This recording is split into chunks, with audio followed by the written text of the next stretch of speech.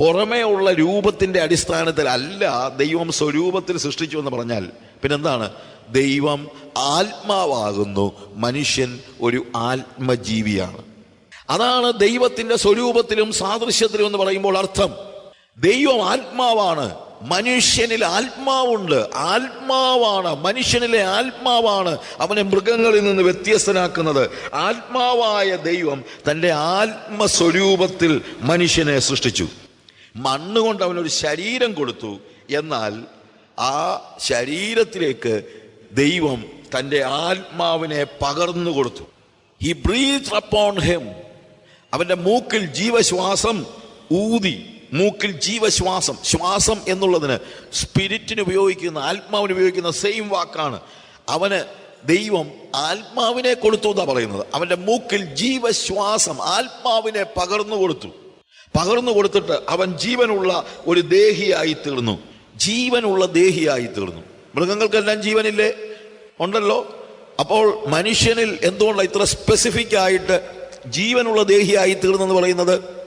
ആ ജീവൻ എന്ന് പറയുന്നത് മൃഗജീവനല്ല, പ്രത്യുത ദൈവിക ജീവനാണ്, ആത്മജീവനാണ്, ആത്മസ്വരൂപമാണ്. അതൊന്നും അവൻ മറ്റുള്ള ജീവികൾക്ക് കൊടുത്തില്ല. ദൈവം മനുഷ്യനോട് സംസാരിക്കാനും സംസർഗം നടത്താനും ആഗ്രഹിച്ചു. ദൈവത്തിന് ലോകത്തിൽ എന്തിനോട് വേണമെങ്കിലും കമ്മ്യൂണിക്കേറ്റ് ചെയ്യാം. പക്ഷേ അതൊക്കെ കമ്മ്യൂണിക്കേറ്റ് ചെയ്യുന്നത് പുറമേ. അതായത് ഇപ്പം ദൈവം മത്സ്യത്തോട് കൽപ്പിച്ചു, മത്സ്യം അനുസരിക്കാനേ പറ്റൂ, വേറെ ഒന്നും ചെയ്യാൻ പറ്റില്ല, അതിന് ചെയ്യാൻ പറ്റില്ല. അതുപോലെയല്ല ദൈവം മനുഷ്യനോട് കൽപ്പിക്കുന്നത്. മനുഷ്യനോട് കൽപ്പിക്കുമ്പോൾ അവൻ സ്പിരിറ്റിലാണ്, ആത്മാവിൽ. അത് കമ്മ്യൂണിക്കേഷൻ മാത്രമല്ല, ഒരു കമ്മ്യൂണിയനാണ്, സംസർഗമാണ്, ഒരു സംസർഗം. മനുഷ്യന് ദൈവം മനുഷ്യനോട് കമ്മ്യൂണിക്കേറ്റ് ചെയ്യുന്നത്, ദൈവം മനുഷ്യനോട് സംസർഗത്തിൽ ഏർപ്പെടുന്നത് അവൻ്റെ സ്പിരിറ്റിലാണ്. ആത്മജീവി ആയതുകൊണ്ടാണ് ദൈവവും മനുഷ്യനും തമ്മിലുള്ള സംസർഗം സാധ്യമാകുന്നത്. തിരിച്ചുകൊണ്ട് മനുഷ്യന് ദൈവത്തോട് സംസർഗം ചെയ്യാനും പറ്റും. Because man is a spiritual being with a body and God is spirit. So ആത്മജീവിയായ മനുഷ്യന് എന്ത് ചെയ്യാൻ പറ്റും?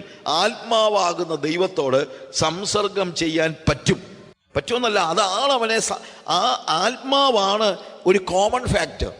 അതുകൊണ്ട് ആത്മാവാകുന്ന ദൈവത്തിന് എന്നോടും ആത്മജീവിയായ എനിക്ക് ദൈവത്തോടും സംസർഗം ചെയ്യാൻ കഴിയും. ആദമനും ഹവ്വയ്ക്കും അത് കഴിഞ്ഞിരുന്നു. പക്ഷെ അത് കഴിയണമെങ്കിൽ ആത്മാവ് സജീവമായിരിക്കണം. ആത്മാവ് മൃതമായി പോയാൽ, ആത്മാവ് മരിച്ചു പോയാൽ ഈ കമ്മ്യൂണിക്കേഷൻ നടക്കത്തില്ല, കമ്മ്യൂണിയൻ നടക്കത്തില്ല. ആദാമിനും ഹവ്വയിലും അവരുടെ ആത്മാവ് സജീവമായിരുന്നത് കൊണ്ട് they were alive to God. അവർ ദൈവത്തിന് ജീവിക്കുന്നവരായിരുന്നു. എന്തുകൊണ്ട്? Because they were in spirit. അവർ ദൈവത്തിന് ജീവിക്കുന്നവരായിരുന്നു. കമ്മ്യൂണിക്കേഷൻ. അതിനാൽ ആദമും ദൈവവും തമ്മിൽ സജീവമായ കമ്മ്യൂണിയനും ഉണ്ടായിരുന്നു. ആത്മാവിൽ അവര് ഒരേപോലെ പറയുന്നത് കേൾക്കുന്നത് മാത്രമല്ല. അതുകൊണ്ട് ഞാൻ പറഞ്ഞത്, മൃഗങ്ങളോട് കൽപ്പിക്കുന്നത് പോലെ വേണമെങ്കിൽ മൃഗങ്ങളോടും ദൈവത്തിന് കൽപ്പിക്കാം. ദൈവത്തിന്റെ സൃഷ്ടിയാണ്. സൃഷ്ടി എന്ന നിലയിലുള്ള കൽപ്പനയ്ക്കപ്പുറത്ത് ഒരേ തരത്തിൽ ഉള്ള അതേ, അപ്പോൾ സൃഷ്ടിയെക്കുറിച്ച് പറയുമ്പോൾ അതത് തരം എന്ന് പറയുന്ന ഒരു വാക്കുണ്ട്. അതത് തരം. മൃഗങ്ങളെക്കുറിച്ചൊക്കെ പറയുമ്പോൾ അതത് തരം, അല്ലെങ്കിൽ സസ്യങ്ങളെക്കുറിച്ച് പറയുമ്പോൾ അതത് തരം. അതത് തരം എന്ന് പറഞ്ഞ ഓരോ ക്ലാസിഫിക്കേഷൻ നടത്തിയപ്പോൾ അതേ ദ സെയിം കൈൻഡ് എന്ന് പറയാൻ മൃഗങ്ങളും ഒക്കെ തമ്മിൽ അതത് തരം എന്ന് പറയാം. പക്ഷേ അതത് തരം എന്ന് പറയാൻ ദൈവത്തിൻ്റെ കൈൻഡിൽ, ദൈവത്തിൻ്റെ രീതിയിൽ, ദൈവത്തിൻ്റെ സ്വരൂപത്തിൽ ഒറ്റ സൃഷ്ടിയെ ഭൂമിയിൽ ഉണ്ടായിരുന്നുള്ളൂ. ദാറ്റ് വാസ് മാൻ. ഞാൻ പറഞ്ഞ മനസ്സിലാകുന്നുണ്ടല്ലോ. നമുക്ക് ഒരു മൃഗത്തോട് കമ്മ്യൂണിക്കേറ്റ് ചെയ്യാൻ പറ്റുമായിരിക്കും. ആനയും സിംഹത്തെയും ഒക്കെ നമ്മൾ എന്ത് ചെയ്യാം? പക്ഷെ കമ്മ്യൂണിക്കേറ്റ് ചെയ്യാൻ പറ്റും. പക്ഷെ കമ്മ്യൂണിയൻ ഉണ്ടാക്കാൻ പറ്റില്ല. കാര്യം നമ്മൾ രണ്ടും രണ്ട് കൈൻഡാ.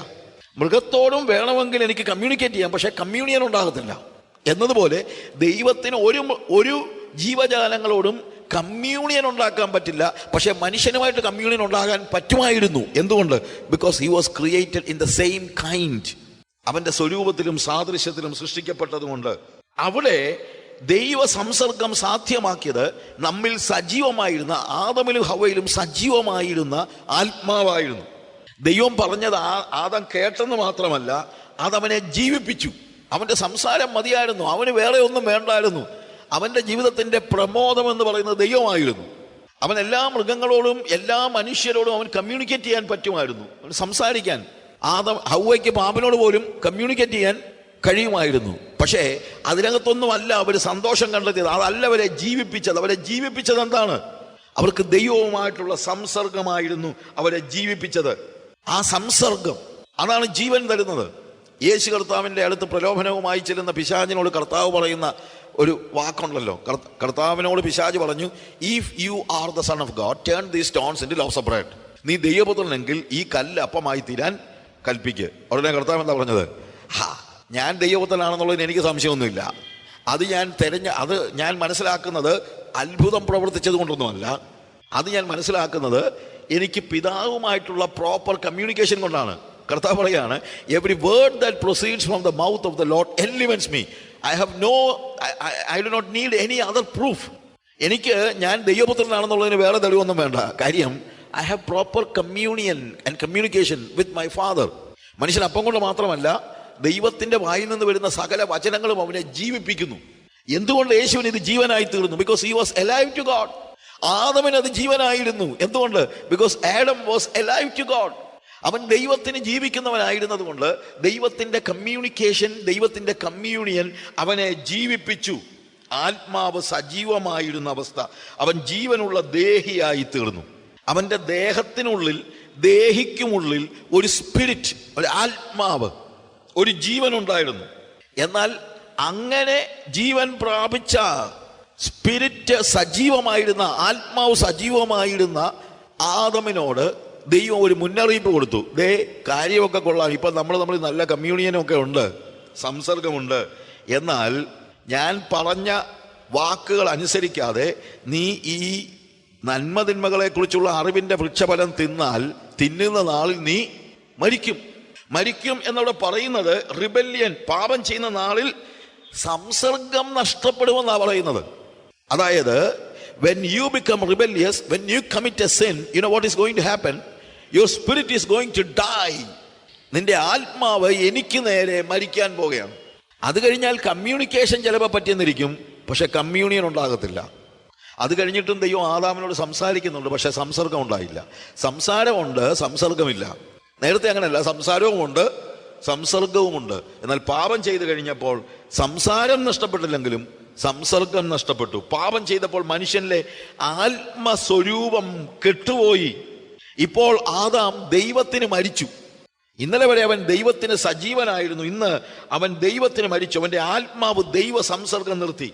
പാപിയായ മനുഷ്യന് അവന്റെ ആത്മാവിൽ ദൈവത്തിന്റെ ശബ്ദം കേൾക്കാൻ കഴിയില്ല. കാര്യം അവൻ ആത്മാവിൽ മരിച്ചവനാണ്. ഇന്നും പറ്റുന്ന പ്രശ്നം ഇതാണ്. We cannot hear the voice of God in our spirit and we are not able to worship God in our spirit when you are a sinner.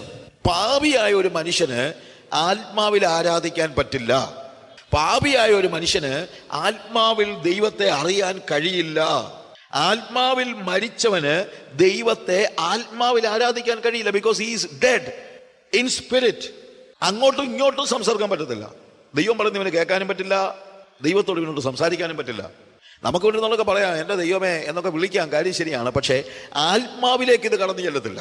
ആത്മാവിലേക്ക് കടന്നു ചെല്ലാത്തതിൻ്റെ കാര്യം എന്താണ്? ആത്മാവ് മൃതമാണ്. ഈ ആത്മാവ് സജീവമാകണം, അല്ലെങ്കിൽ ഇവൻ ആരാധിക്കും. കാര്യം ഈ ആരാധന എന്ന് പറയുന്നത് അതിൻ്റെ ബാക്കിയുള്ള കാര്യം. അതിൻ്റെ ജീവൻ നഷ്ടപ്പെട്ടെങ്കിൽ ഇവൻ ആരാധിക്കും. അതുകൊണ്ടാണ് ആ മലയിലും പോയി ആരാധിക്കും, ഈ മലയിലും പോയി ആരാധിക്കും. പക്ഷെ ആത്മാവ് നിർജീവമാണ്. ആത്മാവ് നിർജീവമായവൻ ആ സഭയിലും പോയി ആരാധിക്കും, ഈ സഭയിലും പോയി ആരാധിക്കും. പക്ഷെ അതൊക്കെ ഒരു ആരാധനയാണ്. ഏത് സഭയിൽ പോയെന്നുള്ളതല്ല, നിന്റെ ആത്മാവ് ദൈവത്തോട് ജീവിച്ചിരിക്കുന്നുവോ എന്നുള്ളതാണ് പ്രധാനപ്പെട്ട ചോദ്യം. അതുകൊണ്ട് എത്ര നല്ല സഭയിൽ പോയാലും if you are not alive to God in spirit, ദൈവത്തിന് ജീവിക്കുന്നതല്ല നിങ്ങളുടെ ആത്മാവെങ്കിൽ നിങ്ങളുടെ ആരാധന ദൈവത്തിങ്കിലേക്ക് എത്തുകയില്ല. കാരണം സത്യനമസ്കാരികൾ ആത്മാവിലും സത്യത്തിലുമാണ് നമസ്കരിക്കുന്നത്. അപ്പൊ ആത്മാവിൽ നമസ്കരിക്കുന്ന സത്യനമസ്കാരി, അവന് മാത്രമേ ആത്മാവിലേ അതിന് നടക്കാൻ പറ്റുള്ളൂ. അതിനായിട്ട് ആത്മാവ് സജീവമാകണം. എപ്പോഴാണ് മൃതമായ ആത്മാവ് സജീവമാകുന്നതെന്ന് ചോദിച്ചാൽ, when you are born again, നിങ്ങൾ വീണ്ടും ജനിക്കുമ്പോൾ, വീണ്ടും ജനനത്തിൽ വീണ്ടും നിങ്ങളുടെ ആത്മാവ് ദൈവത്തോട് സജീവമാവുകയാണ്. കാരണം നമ്മൾ വീണ്ടും ജനിക്കുന്നത് ആത്മാവിലാണ്. യോഹന്നാന്റെ സുവിശേഷം 3-ാം അധ്യായത്തിൽ നിക്കോദിമോസിനോട് കർത്താവ് സംസാരിക്കുമ്പോൾ, വെള്ളത്താലും ആത്മാവിനാലും ജനിക്കുന്നില്ല എങ്കിൽ നീ ദൈവരാജ്യത്തിൽ കടക്കയില്ല എന്നിട്ട് പറയുന്നു, ജഡത്താൽ ജനിച്ചത് ജഡമാകുന്നു, ആത്മാവിനാൽ ജനിച്ചത് ആത്മാവാകുന്നു. അപ്പൊ വീണ്ടും ജനനം നടക്കുന്നത് ഏത് തലത്തിലാണ്? ആത്മാവിന്റെ തലത്തിലാണ്. അതുകൊണ്ട് നാച്ചുറലി വീണ്ടും ജനിച്ചവനിൽ ആത്മാവ് സജീവമായിരിക്കണം.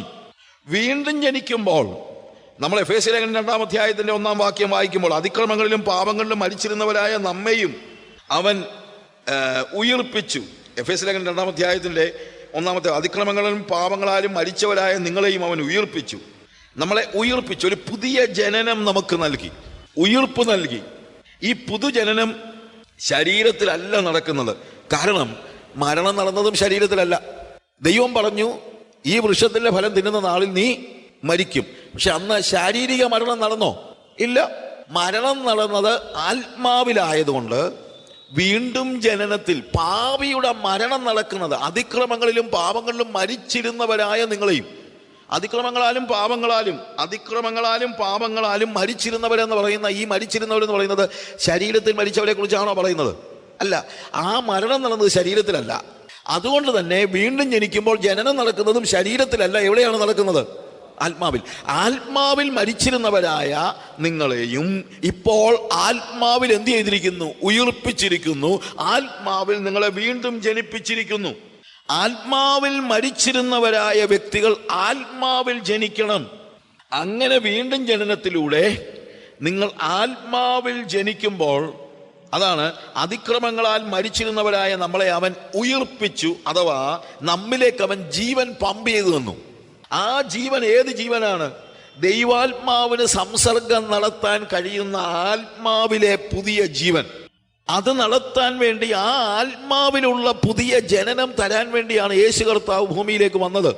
അതുകൊണ്ട് കർത്താവ് പറഞ്ഞത്, ഞാൻ വന്നത് അവർക്ക് ജീവൻ ഉണ്ടാകുവാനും അത് സമൃദ്ധിയായി ഉണ്ടാകുവാനും അത്രേ ഞാൻ വന്നത്. യേശു കർത്താവ് ഭൂമിയിൽ വന്ന് കാൽവറി ക്രൂശിൽ മരിച്ചത് എന്തിനാണെന്ന് ചോദിച്ചാൽ, എന്നെ ആത്മാവിൽ ജീവിപ്പിക്കാനാണ്. എൻ്റെ ആത്മാവ് ദൈവത്തോട് സജീവമാക്കാൻ.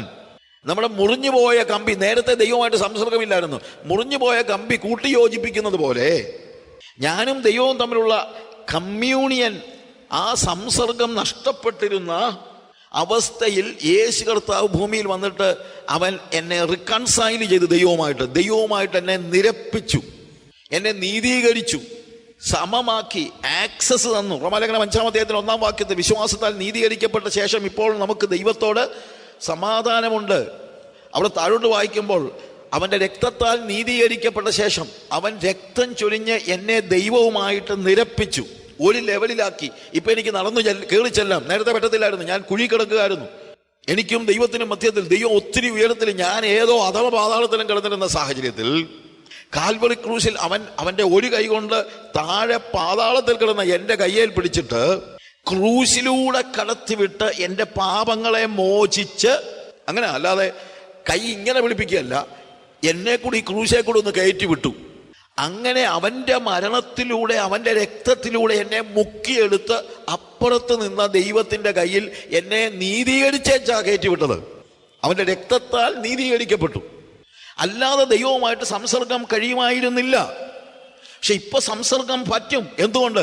ബിക്കോസ് യേശു കർത്താവ് താഴെ കിടന്ന എൻ്റെ കൈ പിടിച്ച് ദൈവത്തിൻ്റെ കയ്യിലേക്ക് ഏൽപ്പിച്ചു. ചുമ്മാ ഇങ്ങനെ വട്ടം ചുറ്റി ഏൽപ്പിച്ചതല്ല, അവൻ്റെ ക്രൂശിലൂടെ എന്നെ കയറ്റിവിട്ടു. അവൻ്റെ രക്തത്താൽ എന്നെ കഴുകി നീതീകരിക്കപ്പെട്ടവനായി ഞാനിപ്പോൾ ദൈവത്തിൻ്റെ അടുത്തേക്ക് ചെല്ലുന്നു.